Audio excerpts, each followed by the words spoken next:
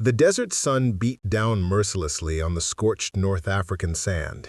It was May 13, 1943, and for thousands of German soldiers of the Afrika Korps, the war was over. They stood in long, dusty columns, hands raised, weapons discarded, watching as American and British forces processed them into captivity. Among them was a young German private who would later keep a detailed diary of what came next. He expected harsh treatment, perhaps execution. He'd been told the Americans were barbarians, that capture meant death or at least brutal imprisonment. What he found instead would challenge everything he'd been taught to believe. The journey began with chaos. Thousands of prisoners, German and Italian both, were marched and trucked to the port city of Algiers. The heat was oppressive, the dust everywhere, coating throats and eyes. They were herded into holding compounds, temporary camps of barbed wire and canvas, where they waited. Days turned into weeks. Rumors spread like wildfire through the prisoner ranks. Where were they going? What would happen to them? Some whispered of labor camps in Siberia. Others spoke of mines in England. Nobody knew for certain. Then came the ships. Liberty ships, those workhorses of the Allied supply line, arrived in North African ports having just unloaded their cargoes of troops and equipment bound for the European campaign. Rather than return empty to America, they would serve a different purpose now. The holds that had carried Sherman tanks and artillery pieces and mountains of ammunition would carry human cargo, German prisoners of war, bound for the United States of America. The crossing was miserable. Hundreds of men packed into cargo holds, the air thick and stale, the ship rolling in Atlantic swells. Many were seasick. Some feared submarine attack, the bitter irony of being sunk by their own U-boats not lost on anyone. But the crossing was uneventful, and after weeks at sea, the first sight of American shores appeared on the horizon. For most of these young German soldiers, America existed only as propaganda. They had been told it was a nation of gangsters and capitalists, weak and decadent, its army made up of criminals and minorities, incapable of matching German military prowess. That narrative had sustained them through the African campaign, right up until the moment they'd been overwhelmed by the sheer industrial might and numerical superiority of American forces. Now, seeing the New York skyline or the approaches to Boston Harbor, many felt a flutter of fear. What awaited them in this foreign land? The processing began immediately upon arrival. American military police, crisp and efficient, sorted prisoners by rank and unit affiliation. Officers were separated from enlisted men. Anyone identified as hardcore Nazi or SS was flagged for special handling. The Germans were photographed, fingerprinted, cataloged. Their personal effects were inventoried. Then came the first surprise. Instead of being stripped of their uniforms, they were allowed to keep them, at least initially. Instead of being denied food, they were fed. Not scraps or stale bread, but actual hot meals. The portions weren't generous, but they were adequate, and the food was fresher than many had eaten during the last desperate weeks in North Africa. Then came the trains. Long convoys of railway cars stretching into the distance, ready to disperse these prisoners across the vast American interior. The guards were armed, but not brutal. They barked orders, but didn't beat anyone. The train cars weren't comfortable, but they weren't cattle cars either. As the trains pulled out of the coastal processing centers, the prisoners pressed their faces to the windows, watching America roll past. What they saw stunned them. Mile after mile of intact countryside. No bomb craters, no destroyed bridges, no burned-out towns. The war existed somewhere far away, across oceans, but here in the American heartland, life continued in peaceful abundance. Farms sprawled across fertile plains, Towns bustled with activity. Cars traveled freely on roads. Factories stood whole and productive. This wasn't a nation on the brink of collapse. This was a nation so powerful, so prosperous, that it could fight a two-ocean war and still maintain civilian normalcy. The implications were staggering. The trains carried their human cargo south and west into regions many of the prisoners had never heard of: Texas, Oklahoma, Kansas, Nebraska, Colorado, Mississippi, Arkansas. Places with strange names, vast and empty compared to crowded Germany. The prisoners whispered among themselves, trying to make sense of what they were seeing. How could one nation control so much land? How could it be so untouched by war while simultaneously fighting across 3 continents? When the trains finally stopped and the prisoners disembarked, they found themselves facing something they hadn't anticipated: actual prisoner-of-war camps built specifically to house them. These weren't improvised facilities or converted buildings. They were purpose-built compounds constructed with American efficiency and speed. Rows of wooden barracks surrounded by chain-link fences and guard towers. Mess halls capable of feeding hundreds, medical facilities, recreation areas. The camps looked almost like small military bases, organized and maintained. Camp Carson in Colorado could hold 12,000 prisoners. Camp Clinton in Mississippi, Camp Algona in Iowa, camps in nearly every state, over 500 facilities spread across 45 states by the time the system reached its peak. The logistics of it boggled the mind. How did one nation manage to build, staff, and supply over 500 prison camps while simultaneously fielding millions of soldiers overseas? The answer was the same one that had defeated them in North Africa.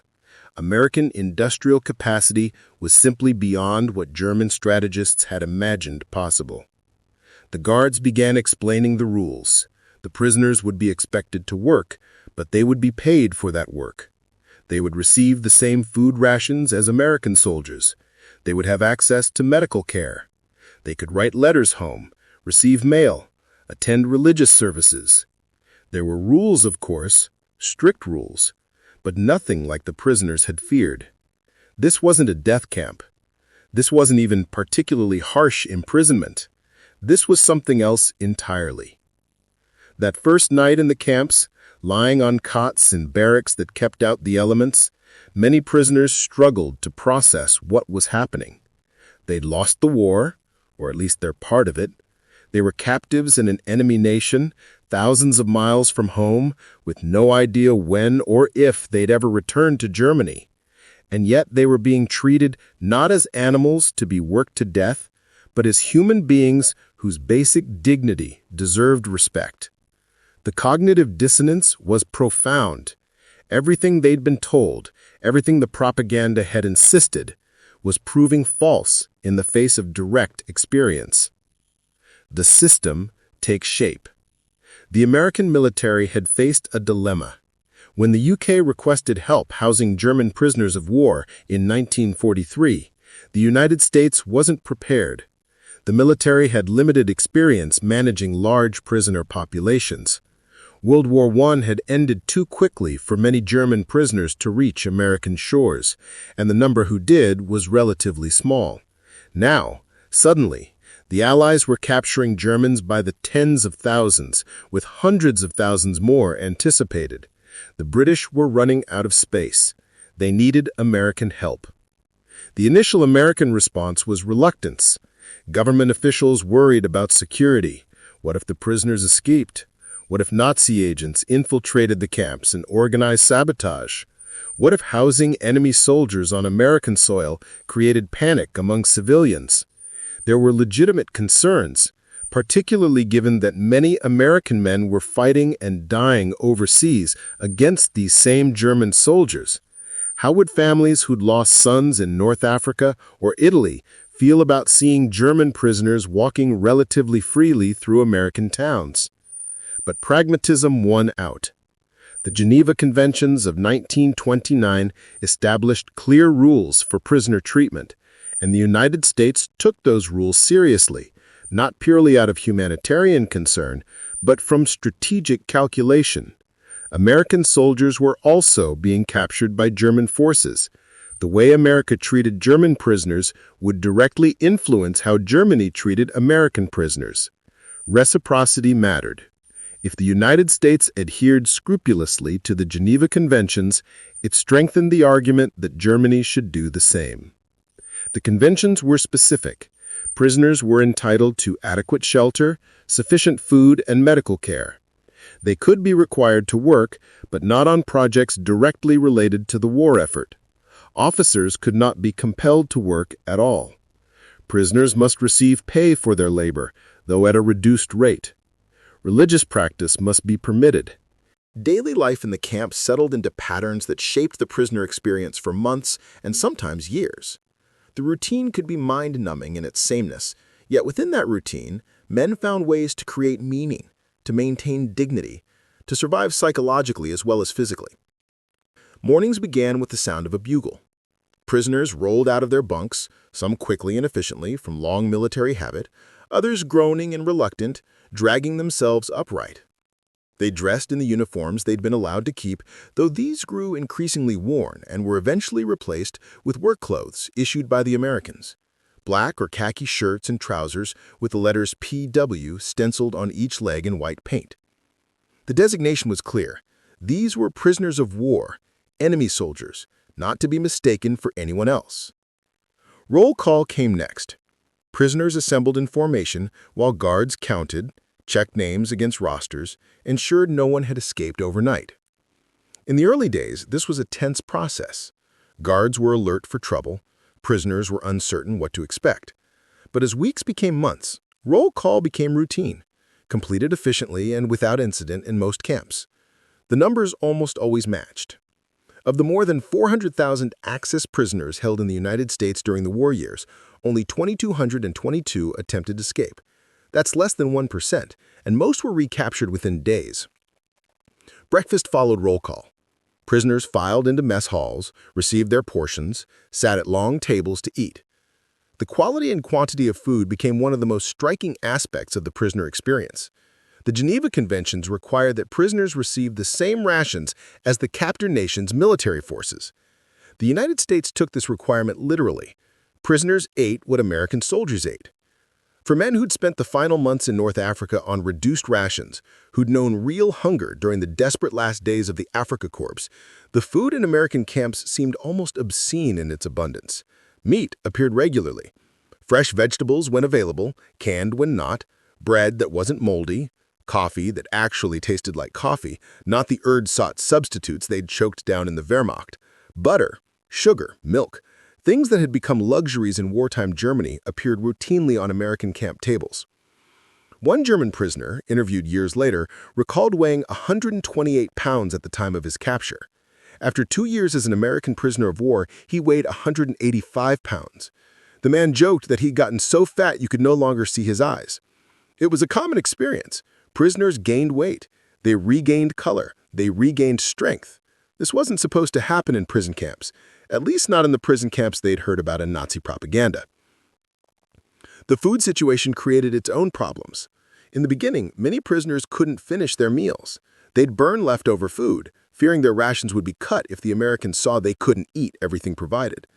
It took time for prisoners to realize the Americans meant to keep feeding them at this level. Some camps had to increase garbage disposal capacity to handle all the uneaten food. The contrast with conditions in Germany, where civilians and soldiers alike faced increasing shortages, was not lost on the prisoners. After breakfast came work assignments for those scheduled to labor that day. The majority of prisoners worked, though Geneva Convention rules exempted officers from forced labor. Work details were organized by skill and need. Agricultural work dominated, especially in farming states. But prisoners also worked in canneries, lumber mills, food processing plants. They built roads and repaired infrastructure. They performed manual labor that freed American workers to take better-paying industrial jobs or to join the military. The work was real and often hard. Farmers expected productivity. a quota of 36 boxes of oranges per prisoner in California orchards, 4 tons of sugar beets per man per day by the end of the program, though early efforts achieved only 1.5 tons. The Germans who'd been farmers before the war adapted quickly. City boys struggled more but learned. The work was supervised but not brutally driven. Prisoners who failed to meet quotas faced bread and water rations, a punishment that sounds harsh but was rarely necessary. Most prisoners worked adequately, some worked enthusiastically, a few malingered, but not enough to disrupt the system. For prisoners assigned to work details, the day took on different rhythms than for those who remained in camp. Trucks arrived early, usually around 7 in the morning. Prisoners and their guards climbed aboard, were driven to farms or work sites. The ride itself was often a break from camp monotony, a chance to see the countryside, to observe American civilian life from a distance. Some prisoners formed surprisingly warm relationships with the farmers who employed them. Others maintained careful distance, aware that fraternization was technically forbidden. Work continued until noon, when prisoners stopped for lunch. In some cases, farmers' wives prepared meals for the workers, German prisoners sitting at American tables eating American home cooking. In other cases, prisoners brought bag lunches from camp or returned to camp for the midday meal. After lunch, work resumed until late afternoon. Then back to camp, back to the familiar confines of barbed wire and barracks. For prisoners who didn't work, who remained in camp all day, time could drag. The routine of morning count, breakfast, hours of unstructured time, lunch, more unstructured time, evening count, dinner, lights out, repeated day after day, could become oppressive. Boredom was an enemy more challenging than any guard. Men found ways to combat it. Some threw themselves into sports with fanatical intensity. Others read voraciously, devouring any books they could access. Still others focused on hobbies, wood carving becoming particularly popular. The wood carving produced by German prisoners became a phenomenon in many camps and surrounding communities. Prisoners with skill carved intricate toys, decorative boxes, figurines, tableware. They gave these carvings to guards, to local civilians who visited camps, to farmers who employed them. The carvings became treasured keepsakes, tangible connections between enemies who'd found unexpected common ground. Today, many of these carved pieces remain in private collections or small museums, artifacts of a mostly forgotten chapter of American history. Afternoons brought more activity options. Sports equipment was checked out from supply, soccer matches were organized, prisoners who preferred quieter pursuits might attend classes being offered by fellow prisoners. A former professor might lecture on history or literature. A skilled craftsman might teach carpentry techniques. An educated prisoner might offer English lessons, recognizing that learning the captor nation's language provided both practical benefits and intellectual stimulation. Religious services occupied important space in the weekly routine. Sunday mornings saw prisoners gathering for Catholic Mass or Protestant services. The familiarity of liturgy, the comfort of prayers in one's native language, the sense of connection to something larger than the immediate circumstances, these provided psychological sustenance. Chaplains, both American and German prisoners who'd been clergy before the war, took their duties seriously. They offered not only religious services, but also counseling, a listening ear for prisoners struggling with homesickness, fear, or moral dilemmas. Evening count came late in the afternoon or early evening, depending on season and camp schedule. Prisoners assembled again, were counted again, the numbers recorded and compared against morning rosters. Dinner followed, another substantial meal, then free time until lights out. This evening period saw the camps at their most social. Men gathered in barracks to talk, to play cards, to write letters. Some camps had libraries where prisoners could check out books in German or practice reading English. Others had craft workshops where prisoners could pursue hobbies. The mail call was always an event. When letters arrived from home, guards would announce names and men would come forward to collect their mail. The letters had been censored, black ink redacting anything deemed sensitive, but they were precious nonetheless. A man could read about his wife and children, about his parents, about his hometown.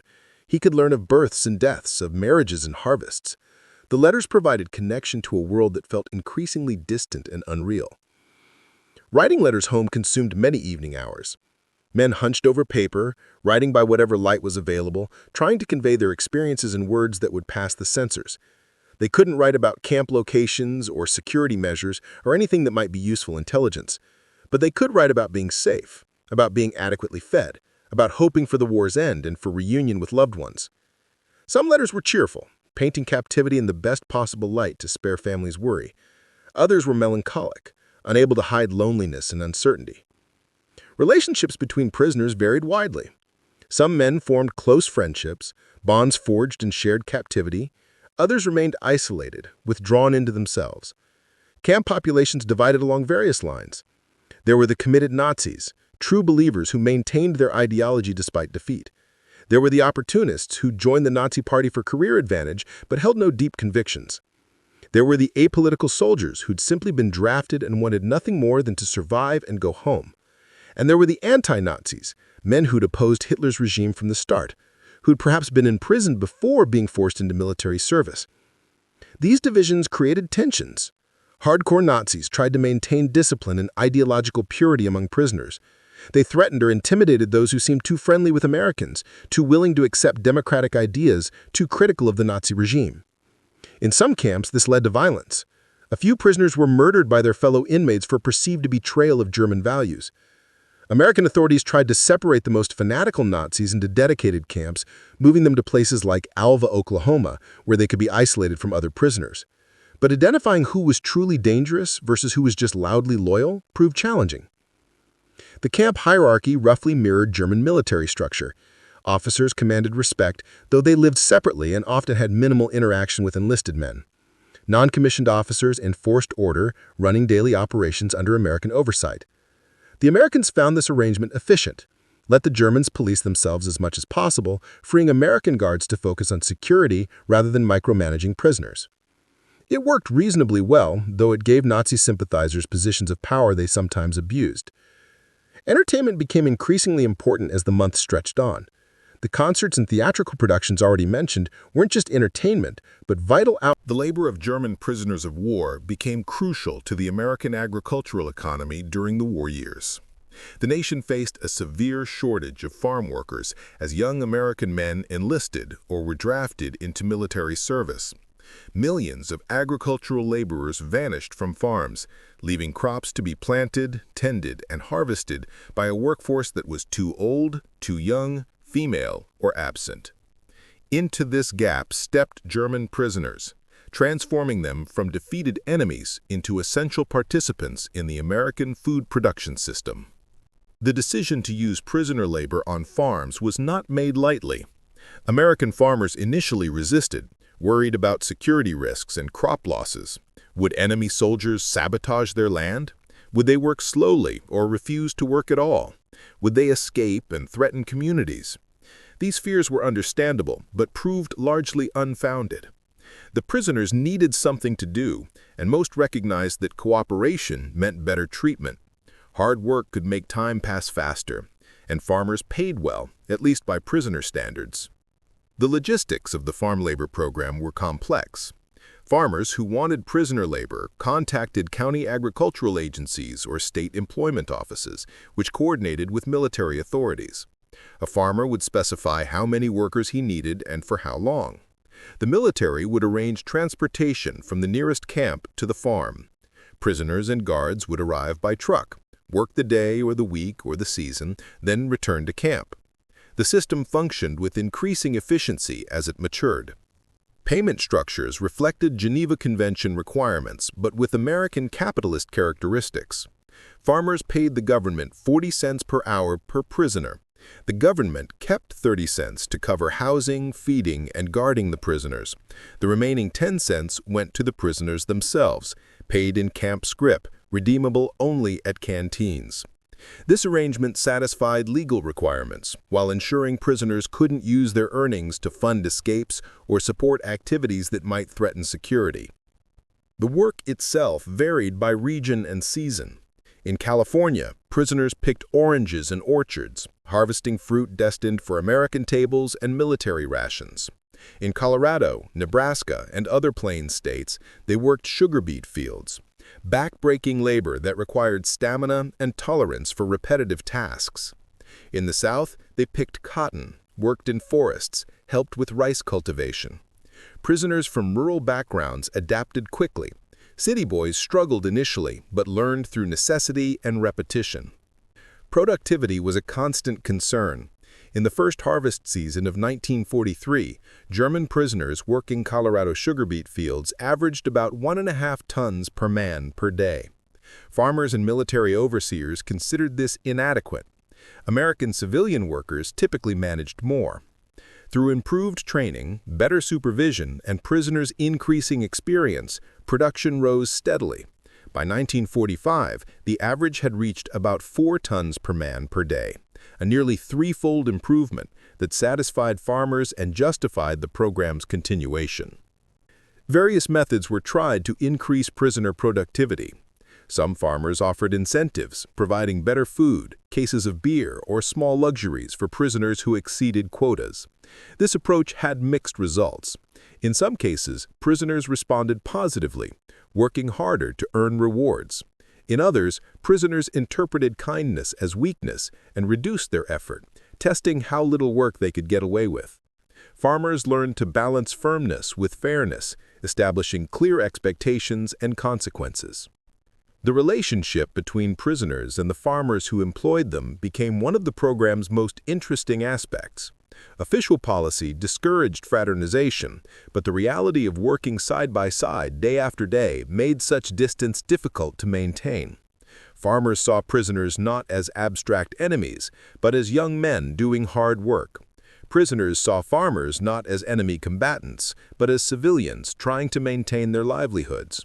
Human connections formed despite official discouragement and cultural differences. Stories of these connections became part of local folklore in farming communities across America. A farmer in Nebraska recalled prisoners building him a concrete garage, working with precision and pride despite having no modern tools, just nails and string to ensure straight lines. That garage stood still decades later, a monument to craftsmanship and an unexpected collaboration. A farm family in Minnesota remembered German prisoners carving toys for their children, intricate wooden figures that became treasured possessions. A farmer in Kansas spoke of prisoners who worked his land for months, becoming almost like family, invited to share meals and celebrate holidays. The Christmas stories are particularly striking. In multiple locations across the country, farming families invited German prisoners into their homes for Christmas dinner. One particularly memorable account comes from a farm where the enemy soldiers gathered around the piano after the meal, singing German Christmas carols while the American family listened and eventually joined in. For all participants, these moments transcended the war, reaching for shared humanity and common traditions. The carols were in German, the language of the enemy, but the sentiments were universal. Not all interactions were so warm. Some communities remained hostile to the presence of prisoners. Letters to local newspapers complained about Germans receiving better treatment than American soldiers overseas or better food than civilians subject to rationing. Some farmers refused to employ prisoners on principle, preferring to lose crops rather than benefit from enemy labor. A few incidents of violence occurred, though these were rare. By and large, the system functioned without major conflict. The branch camps established to house prisoners closer to agricultural work sites multiplied as the program expanded. Colorado had 48 POW camps by the war's end, 3 major base camps, and 45 branch facilities. Other agricultural states had similar networks. These branch camps were smaller, usually housing dozens rather than thousands of prisoners, and more rustic in their accommodations. But they put workers directly where they were needed, reducing transportation time and cost. Prisoners worked 6 days a week typically, Sunday being reserved for rest and religious observance. The workday ran from early morning until late afternoon with a lunch break at midday. The rhythm matched agricultural necessity more than arbitrary scheduling. During harvest season, when crops needed to be gathered quickly, days could run long. During slower periods, work might be lighter. Prisoners adjusted their expectations to the demands of the land and season. Skills developed over months of agricultural work. Prisoners who'd never seen a sugar beet learned to harvest them efficiently. City boys who'd never milked a cow learned dairy work. Soldiers trained for mechanized warfare learned to operate tractors and other farm equipment.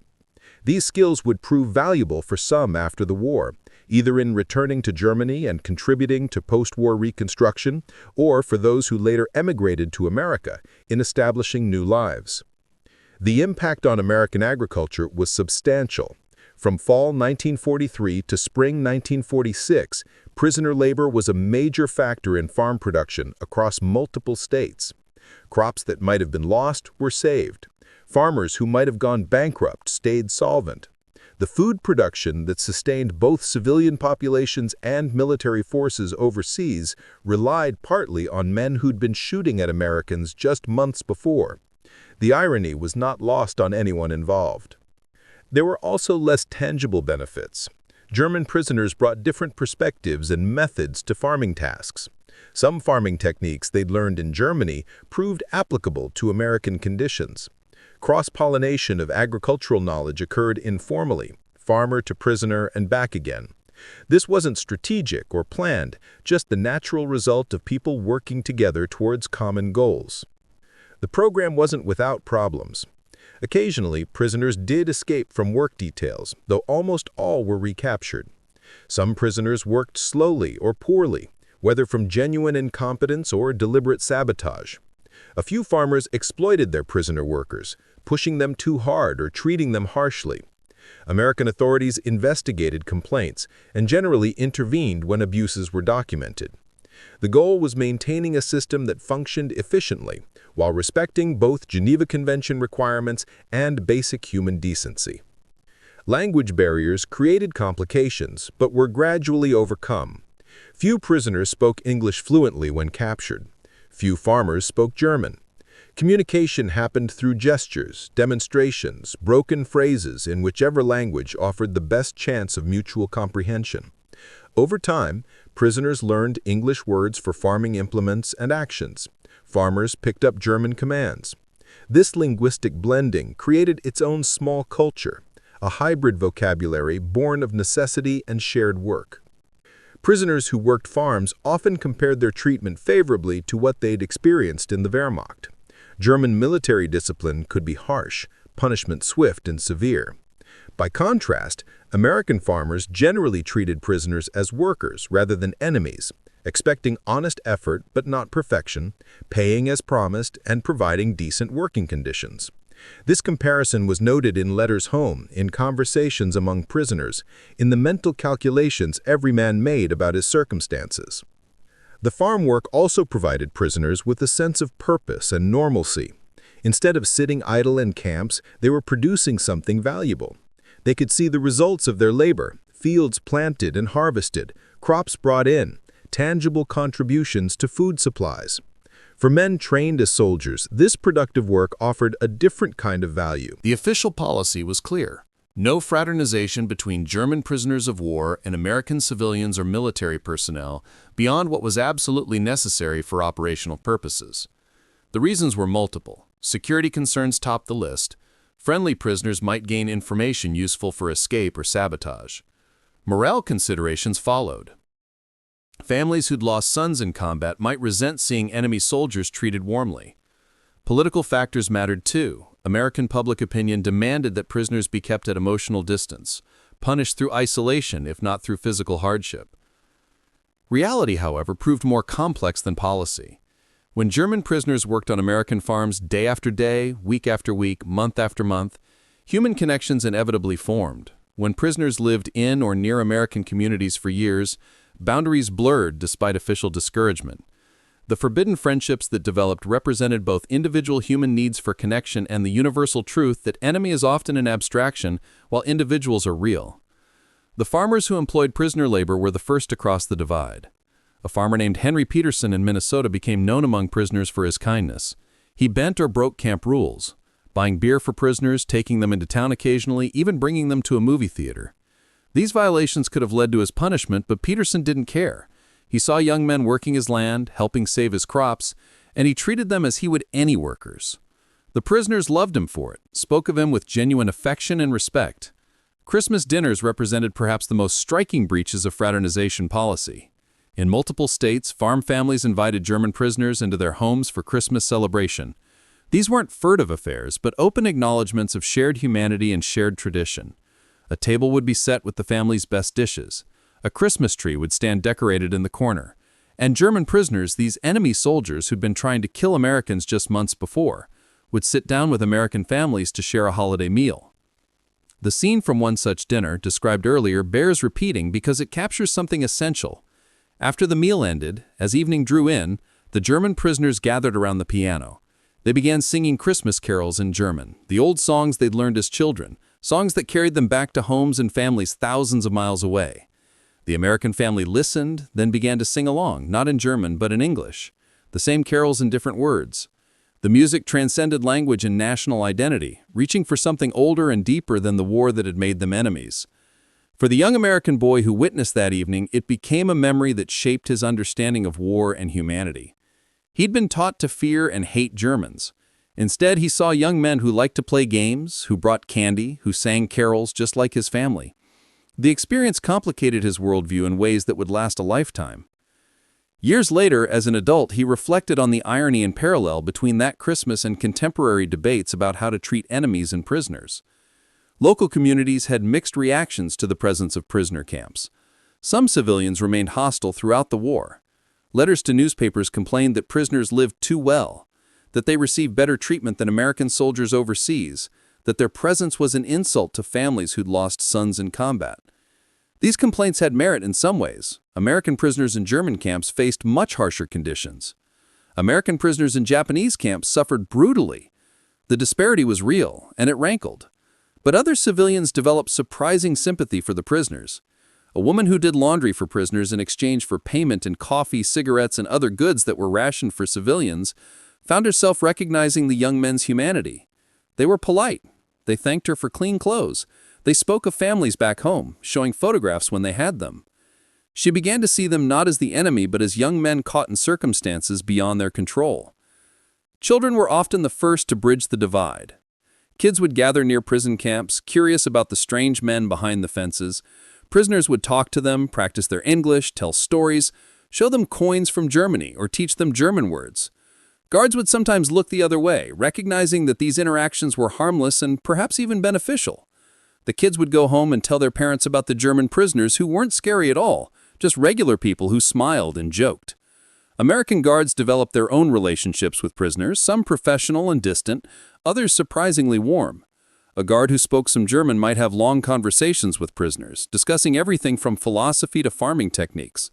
A guard who discovered shared interests with a prisoner, perhaps both had been musicians before the war, might develop genuine friendship within the constraints of their respective roles.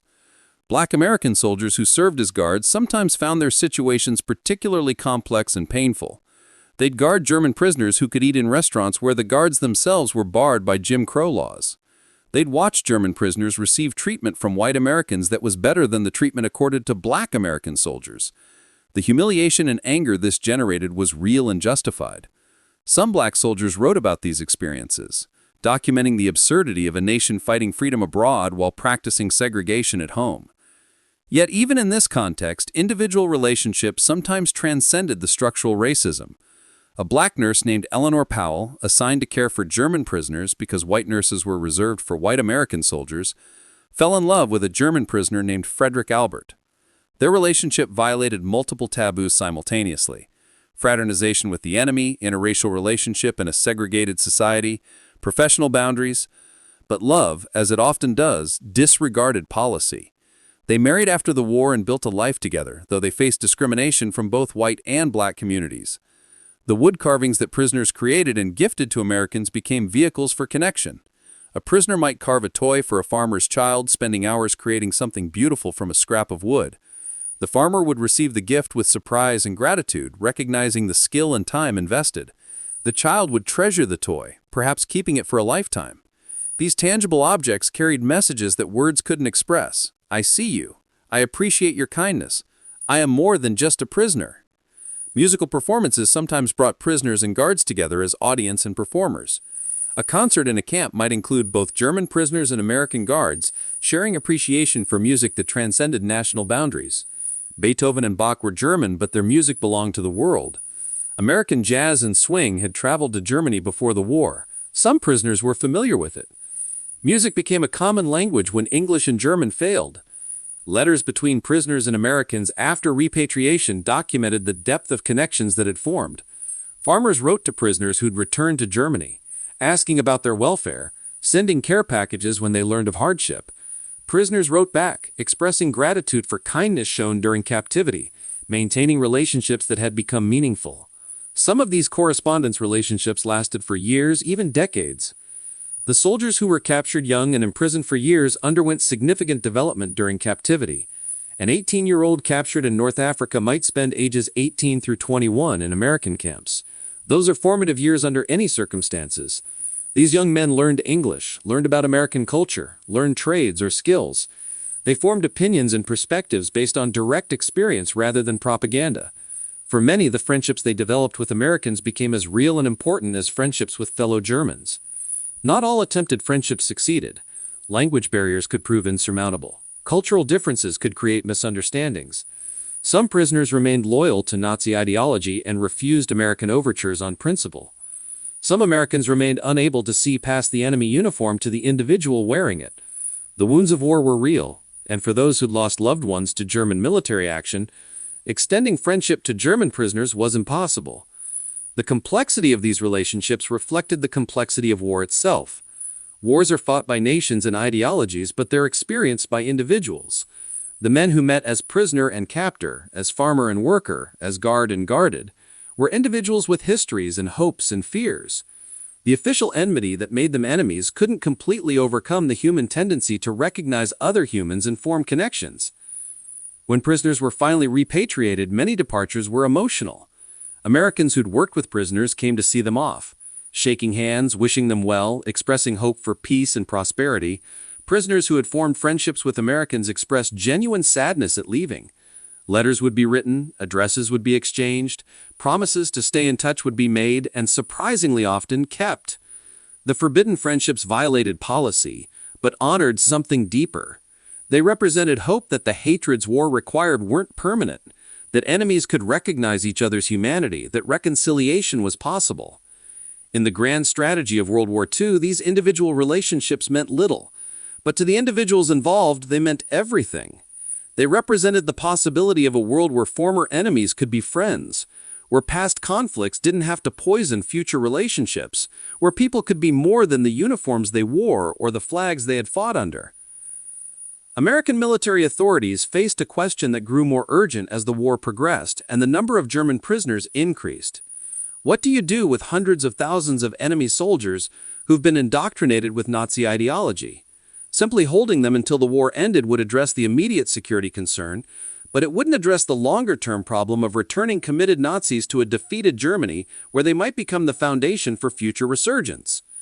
The answer, some believed, was re-education. The concept sounds almost absurd from a distance of decades. Could you really change people's deeply held beliefs through educational programs? Could you deprogram Nazi ideology and replace it with democratic values? The American military decided to try, launching what they called the Special Projects Division in the fall of 1943. The program would be controversial from its inception, arguably violated the Geneva Convention's prohibition on exposing prisoners to propaganda, and would produce mixed results at best. But it represented an early attempt at what would later become a central element of post-war reconstruction. The program faced immediate challenges, starting with secrecy. If the American public learned that the military was spending resources on re-educating enemy prisoners, there would be outrage. If German authorities learned that the U.S. was trying to indoctrinate German prisoners, they might retaliate against American prisoners in their custody. So, the American public's relationship with German prisoner of war camps on U.S. soil was complex and often contradictory. On one hand, citizens understood the necessity of housing prisoners somewhere and recognized that Geneva Convention requirements had to be met. On the other hand, seeing enemy soldiers living relatively comfortably in American communities while American soldiers suffered in enemy captivity created real resentment and anger. The complaints began early and grew louder as the war progressed. Newspaper letters to the editor expressed outrage that German prisoners ate as well as American soldiers while civilians faced rationing. Stories circulated, some true and many exaggerated, about prisoners receiving luxuries denied to ordinary Americans. The narrative emerged that the military was coddling enemy soldiers while American boys died overseas. The anger was understandable even when the facts were more nuanced. A congressional investigation responded to public pressure, examining prisoner treatment and justifying current policies. The investigators explained that treatment wasn't a question of Army policy, but a question of international law.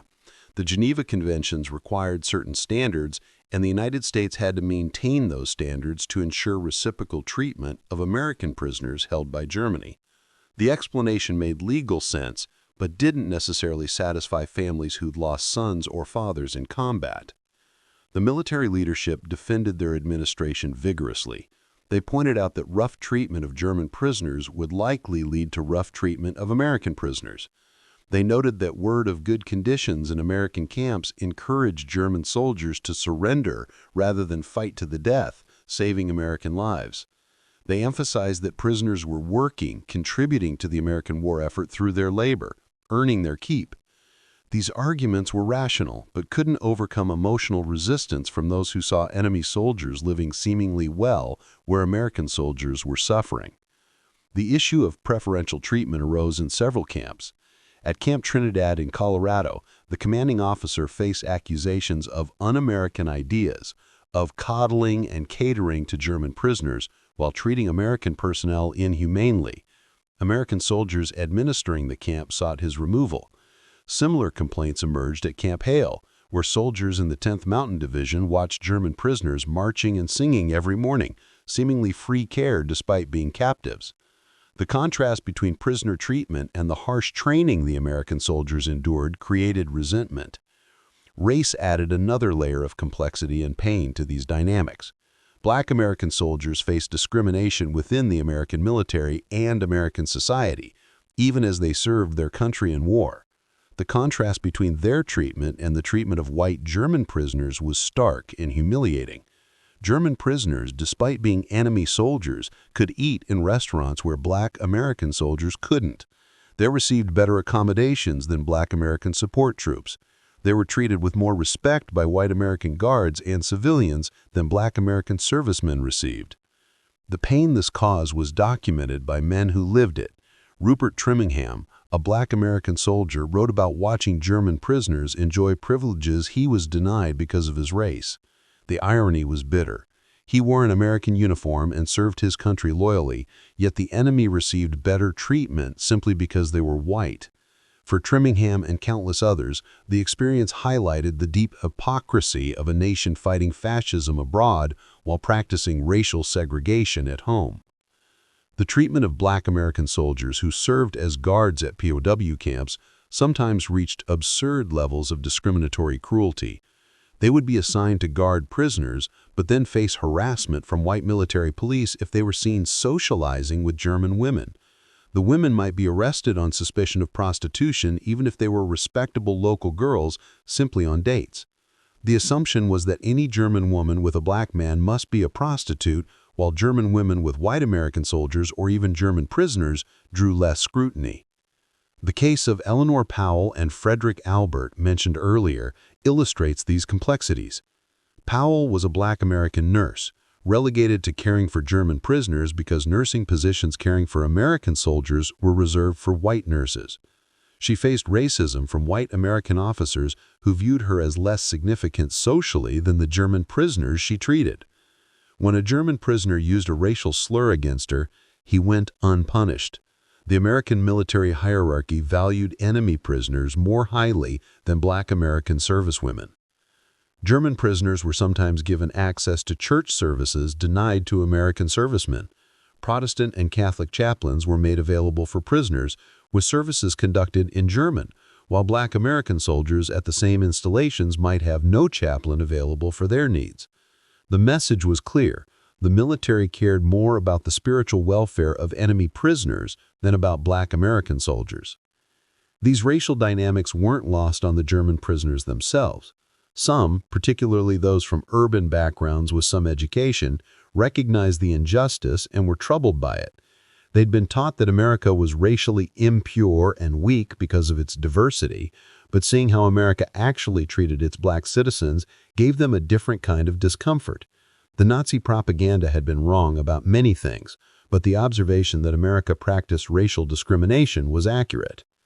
Other prisoners, particularly those who remained ideologically committed to Nazi racial theories, saw American segregation as validation of their beliefs. If even America, which claimed to value equality, practiced racial separation, then clearly racial hierarchy was natural and correct. These prisoners would return to Germany convinced that Nazi racial ideology, however crudely implemented, rested on truths that even America's democratic society acknowledged through segregation. The presence of prisoners in small rural communities created social tensions beyond just racial dynamics. Young German men, even as prisoners, had a certain appeal. They were exotic, they were from far away, they represented adventure and difference. Some American women, particularly in isolated rural areas, were attracted to German prisoners. Relationships developed, some casual and some serious. This fraternization wasn't officially permitted but was difficult to prevent entirely. American men, particularly those too old or too young for military service, sometimes resented the attention German prisoners received from women. Here were enemy soldiers, defeated and captive, receiving female attention that felt unearned and improper. The resentment could turn to anger, leading to confrontations. In most cases, social pressure and military intervention kept the situation from escalating seriously, but tensions simmered. American farmers who employed prisoner labor often developed more nuanced views than the general public. They worked alongside prisoners day after day. They saw the prisoners as individuals rather than abstractions. They recognized that most of these young men were just soldiers who'd been drafted and sent to fight, not fanatic Nazis. The farmers' support for the prisoner labor program was primarily economic, but often became personal as relationships developed. But even farmers who liked their prisoner workers could face community backlash. Neighbors might criticize them for being too friendly with the enemy. Church congregations might whisper about farmers who invited prisoners to holiday dinners. Social pressure to maintain appropriate distance was real, even when individual farmers felt the distance was artificial and counterproductive. The children who encountered prisoners often didn't understand the adult tensions. To a child, a German prisoner who carved toys or taught German phrases or played soccer was just an interesting adult, not a representative of enemy ideology. Parents sometimes worried about their children's friendliness with prisoners, but often allowed it, recognizing that the prisoners themselves posed no real threat to kids and that forbidding interaction might be more harmful than allowing supervised contact. The economic dimension complicated public opinion. German prisoners worked in industries facing severe labor shortages. They harvested crops that would otherwise have rotted in fields. They processed food that fed both civilians and military. They performed labor that directly benefited American communities. This economic utility didn't erase the moral discomfort of enemy soldiers living in America, but it made opposition to the camps more complicated. Protest too much and you might lose the labor force keeping your local economy functional. War bond rallies and patriotic events sometimes created awkward juxtapositions. A community would gather to celebrate American military victories or support the troops, and just outside town sat a camp full of the enemy soldiers those troops were fighting. The cognitive dissonance was real. How do you celebrate defeating Germans while German prisoners harvest your wheat? The compartmentalization required was psychologically demanding. The few escapes that did occur caused brief panics. A German prisoner escaping created fears of sabotage, violence, or collaboration with potential German spies or sympathizers. In reality, almost all escapees were caught within days, and very few had any agenda beyond wanting freedom or wanting to avoid repatriation. But the fear was real each time an escape was reported, a reminder that these were enemy soldiers, however docile they seemed in camp. The newspapers walked a fine line in their coverage. They reported on camps and prisoners, but had to balance public interest against operational security concerns. Too much detail about camp locations or routines might aid enemy intelligence or escapees. Too little information and rumors would fill the void, potentially creating unnecessary fear. Most newspapers settled on generic reporting that acknowledged prisoner presence without providing specifics. The announcement of Germany's surrender in May 1945 changed the dynamic but didn't resolve the tensions. German prisoners were now prisoners of a defeated nation, no longer active enemies. But that didn't mean Americans suddenly... The story of German prisoners of war in America didn't end with repatriation. The experience shaped lives and relationships for decades to come, influencing post-war German society and American-German relations in ways both obvious and subtle. About 5,000 German former prisoners returned to the United States permanently after their repatriation. They emigrated legally, applying for visas and immigration permission, going through proper channels. For these men, America had made an impression during captivity that overcome their defeat and imprisonment. They'd seen opportunity, prosperity, and a society that, despite its flaws, offered possibilities Germany couldn't match in its ruined state. The immigration process wasn't easy. American immigration law in the immediate post-war period was restrictive. Germany was an enemy nation. Its citizens faced scrutiny. Former Wehrmacht soldiers were particularly suspect, especially after the revelation of Holocaust atrocities. Each applicant underwent extensive vetting to ensure they hadn't participated in war crimes, weren't committed Nazis, and wouldn't threaten American security. Those who successfully emigrated faced challenges of establishing new lives. They'd learned some English in camps, but often weren't fluent. They'd acquired some American cultural knowledge, but weren't natives. They faced suspicion or hostility from some Americans who couldn't see past the enemy uniform they'd once worn. But they also found opportunities unavailable in devastated Germany. Jobs existed. Housing was obtainable. The economy was growing rather than struggling to survive. Many immigrants settled in communities they'd known during captivity.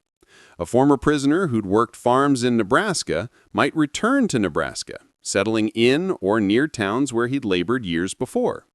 Farmers who'd employed him during the war might help him find work or housing. Connections made during captivity became foundations for new lives. In some cases, former prisoners married American women they'd met during or after captivity, forming families that bridged former enemy nations. These immigrants became part of America's post-war immigrant wave, contributing to the nation's economic growth and cultural diversity. They brought German work ethic, craftsmanship traditions, and perspectives shaped by having lived in both defeated Germany and prosperous America. Some became successful businessmen. Others remained farmers or skilled tradesmen. A few achieved prominence in their fields, though most led quiet lives, eager to leave behind the war and their status as former prisoners. Thousands more former prisoners returned to America as visitors. Some came back to see places where they'd been imprisoned, nostalgic for memories of years that, however difficult, had also been formative. They visited farms where they'd worked, met with families who'd employed them, walked through towns they'd known as prisoners. These visits were often emotional, marked by reunions with people who'd been enemies but had become friends.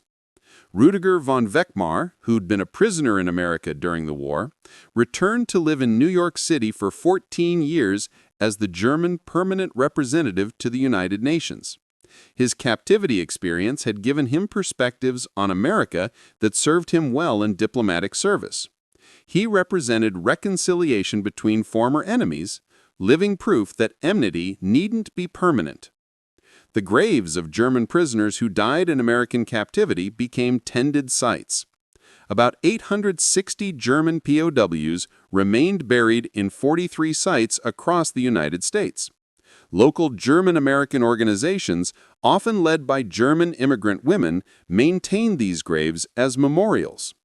The cemeteries became symbols of reconciliation, places where former enemies rested on American soil, cared for by American communities. In Germany, the prisoner experience influenced post-war society in subtle ways.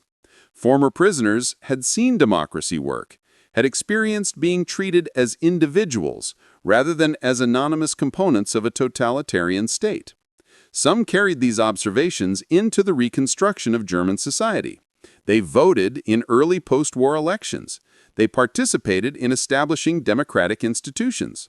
They passed to younger generations perspectives shaped partly by having lived in America.